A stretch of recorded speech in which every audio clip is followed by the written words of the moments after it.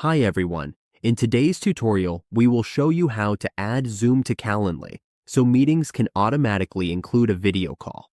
This integration makes scheduling easier and ensures guests always have the right details. On the Calendly dashboard, go to Integrations and Apps.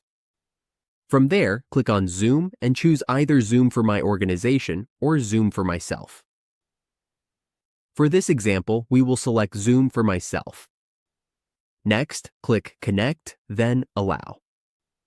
On the next screen, we click Allow to grant the necessary permissions. Now we can manage this integration. Head over to Events to configure this option. Once the installation is complete, just wait a moment for everything to load. Zoom is now connected to Calendly. That is all it takes to link Zoom to Calendly in just a few simple steps. From now on, every meeting scheduled through Calendly will automatically include a Zoom link.